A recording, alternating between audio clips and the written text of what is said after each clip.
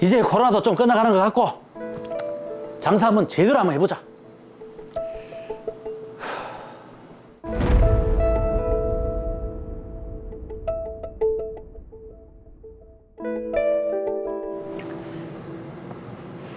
$28,000원입니다. 예. 음식은 맛있게 드셨습니까? 예. 근데 차를 지어야 되는데 혹시 주차권은? 네. 예, 해결됐습니다. 예, 고맙습니다. 네, 다음에 또 오세요. 예. 사장님! 예, 무슨 일이십니까? 아니, 지하 주차장에 물이 새가지고 제 차가 엉망이 됐습니다. 아유, 어떡해요. 주차장에 물이 샜다고요? 예.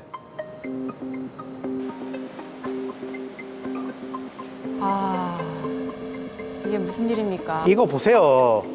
물이 아주 콸콸 쏟아졌는지 이 트렁크 곳곳에 요 천정 석회물이 떨어져갖고 얼룩도 있고 이 낙수물 자국까지 제 차가 아주 엉망이 됐습니다. 이거 어떻게 책임지실 겁니까? 예? 아휴, 상태가 좀 심각하네요. 저희가 바로 변상해 드려야죠. 일단 차 맡겨서 수리 받으시고 영수증이랑 청구하시면 바로 변상해 드리겠습니다. 정말 죄송합니다. 사장님 좀 그러시면 수리비 청구하겠습니다. 예, 죄송합니다. 갑자기 이게 무슨 날벼락이고 건물 진지 3년밖에 안 됐는데.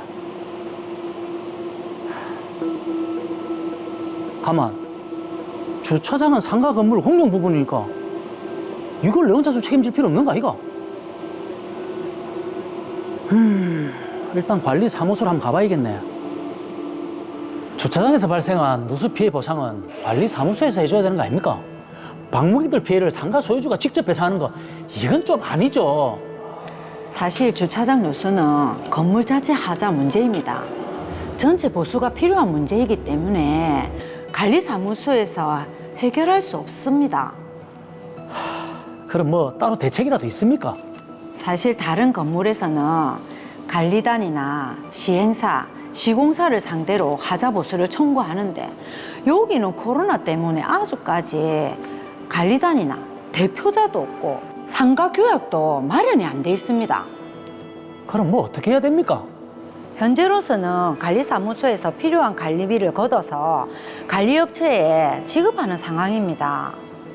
아니, 건물 자체 문제를 왜 우리가 책임져야 되냐고요? 저희도 뭐 딱히 방법이 없는 상황이라 도와드릴 수가 없습니다. 아니 그럼 건물 하자 보수까지 우리 돈으로 해결하라는 건데 세상에 이런 법이 어디 있습니까? 예? 그렇죠. 그건 아니죠. 저는 문제의 심각성을 깨달은 즉시 상가 소유주들에게 일일이 연락해 상황을 설명했습니다. 맞아요. 저희 301호는 그 사무실 안쪽 벽에서도 누수가 생겼어요. 건물 내부에서요? 네, 이거 건물 제대로 지어진 거 맞을까요? 상가 잘못 들어온 것 같은데 이거 해결 방법도 없고. 조만간에 소유주분들끼리 다 모이기로 했으니까 301호도 꼭 참석하셔서 같이 해결 방법을 찾아보도록 하시죠. 예, 꼭 가야죠. 그 날짜랑 장소만 좀 알려주세요. 네, 알겠습니다. 그때 뵙겠습니다.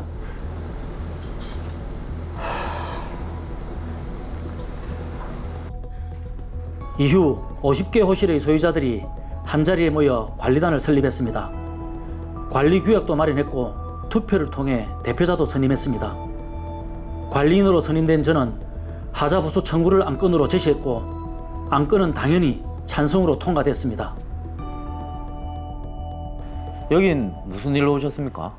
저희 로이어 상가 관리단입니다. 건물 하자 보수해 주세요. 이것 좀 보세요. 아니 지하 주차장은 물론이고 상가 건물 곳곳에 누수가 계속 생기는데 이거 건물 하자 맞잖아요. 건물 지은 지가 4년이 지났는데 여태까지 가만히 있다가 이제 와서 왜 이러십니까? 그리고 하자 보수는 건물 짓고 2년 이내에 하는 겁니다. 하자 보수에 기간이 정해져 있다는 소리 들은 적이 없습니다. 하자 보수 해주세요. 못 해줍니다. 우리는 시행사로서 건물 분양만 했지 건물을 지은 건 건설회사 시공사니까 거기 가서 따지세요. 뭐라고요? 참, 아니 분양할 때는 좋은 건물이라고 그렇게 꼬드기더만. 코로나 때문에 내내 영업도 못 하다가 이제 뭐 좀 해보려고 하는데 건물이 온통 하자 투성인데 책임을 안 지겠다니 이게 말이 됩니까? 예? 나는 모르는 일이니까 법대로 하세요, 법대로. 뭐라고요? 한번 해봅시다 그래.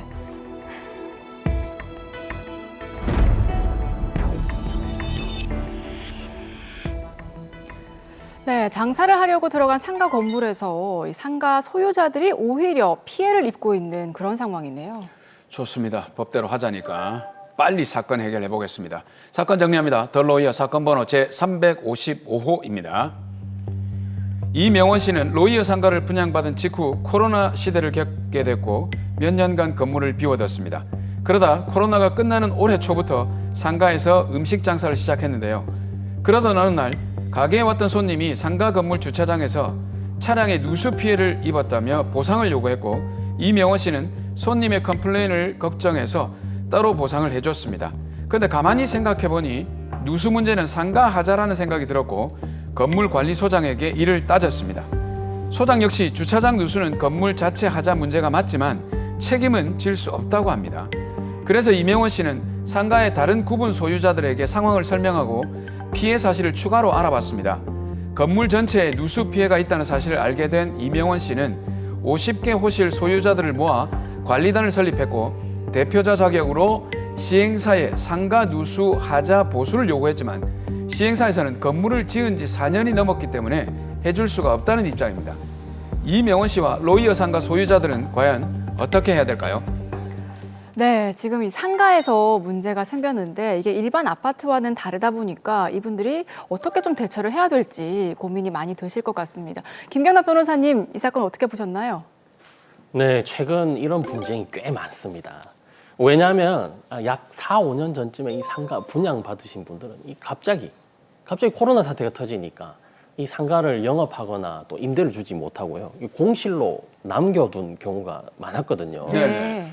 그래서 이후에 이제 사태가 진정돼서 이제 뭔가 해보려고 하는데 이제서야 전에 알지 못했던 그 상가의 하자를 뒤늦게 발견하는 경우가 많습니다. 그래서 이 하자 문제를 해결하려고 시도를 하는데 지금 이 드라마처럼 막상 이 상가를 대표하는 관리단이 없다든지 이미 상당한 시간이 지나버려서 이거 어떻게 해야 되나요? 이렇게 모르겠다 하는 네. 분들이 사건 의뢰를 많이 하고 계십니다. 그러니까 이렇게 당하시면 정말 당황스러우실 것 같은데요. 자, 지금 이명원 씨 가게가 있는 상가에서는 지하 주차장에서 먼저 누수가 발생을 했습니다. 여기에 대한 책임 공방이 벌어졌는데 이 책임은 누가 져야 될까요? 네, 이 드라마에서 상가는요, 이 개별 호실별로 이 구분 소유자가 이 소유하는 방식이 집합 건물입니다. 그래서 집합 건물의 소유 및 관리에 관한 법률, 줄여서 집합건물법이라고 하는데 그 법에 적용을 받습니다.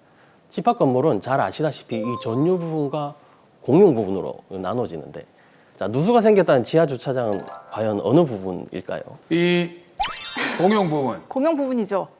맞습니다. 이 지하 주차장은 이 전형적인 공용 부분에 해당하는데요. 이 공용 부분의 관리는 1차적으로 이 구분 소유자들로 구성된 관리단이 이 문제를 해결하게 돼 있습니다. 그리고 최종적으로는 이 집합건물법 제9조에 의해서 분양자 또는 시공사가 이 하자 보수에 관한 담보 책임을 지게 됩니다. 근데 이 이명원 씨가 관리사무소장에 처음 찾아가서 물어봤을 때는 관리단이 없었거든요. 그 이후에 관리단이 구성이 됐는데 이건 바르게 대처를 한 건가요? 맞습니다. 이 관리단이 없어서 나도 어쩔 수 없다. 이런 관리사무소장님 말씀 들릴 땐 조금 얄밉게 들릴 수도 있겠지만 네, 너무 얄미워요. 이 비교적 사실은 정확한 이야기가 맞습니다. 일반적으로 이 집합건물법상 이 적법한 절차를 거쳐서 이 설립된 관리단이 나서서 이 분양자와 시공사를 상대로 하자보수 청구 소송을 제기하는 게 보통입니다. 네. 이 아파트 같은 경우에는 입주자 대표회가 나서서 하자 손해배상 소송을 진행하겠다 이런 얘기들 많이 들어보셨을 겁니다. 네. 그게 이제 전형적인 사례 중 하나지요.